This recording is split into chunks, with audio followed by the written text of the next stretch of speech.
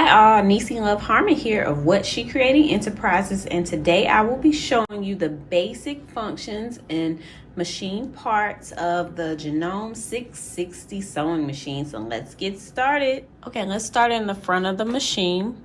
This is the stitch selection panel. So it has 12 different types, actually a little bit more than 12 different types of stitches. It has the buttonhole, it has different types of straight stitches. This is more like maybe a stretch stitch, and then it has different types of overcast and zigzag stitches. So this one has a decent amount of stitches.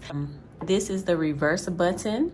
You push this down when you first start sewing so that the fabric goes backwards and then it goes forwards.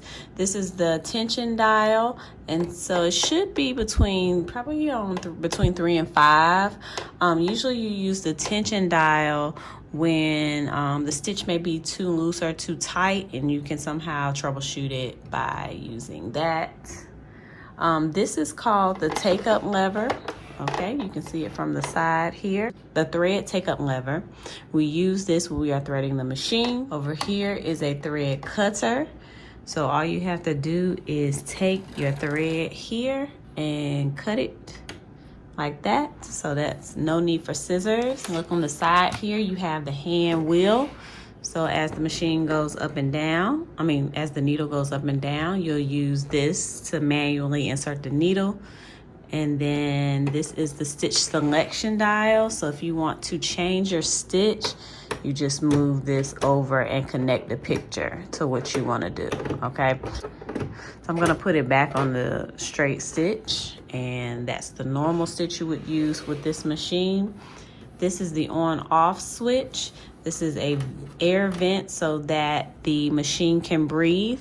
And then this is the electrical socket. This is the foot pedal that goes on the floor. That's what we use to make the machine go.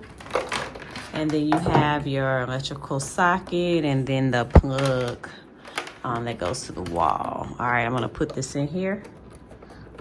All right, let's turn the machine on the back.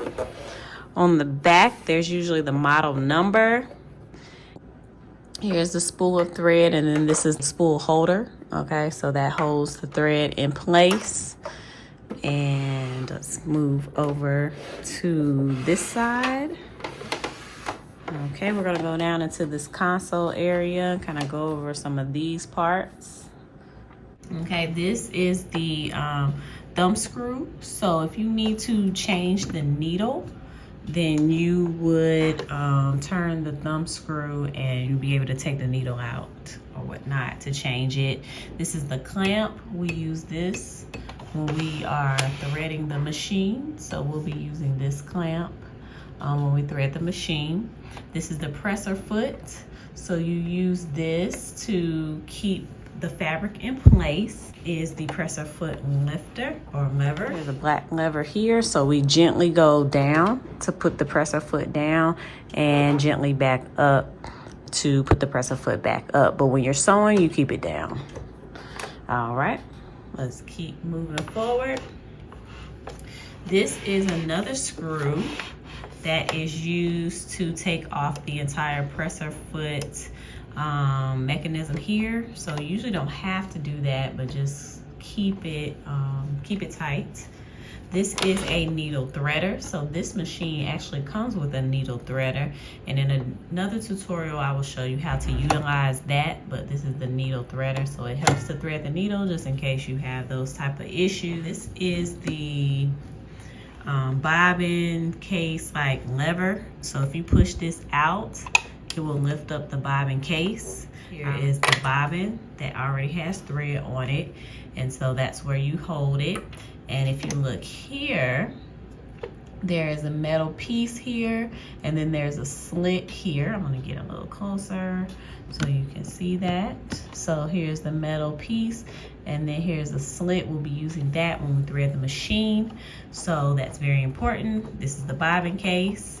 And if you look here, this is the needle plate, and the needle plate has fractions on it on both sides. It has, let's see, 6/8, 4/8, 5/8. So we use these lines when we are sewing.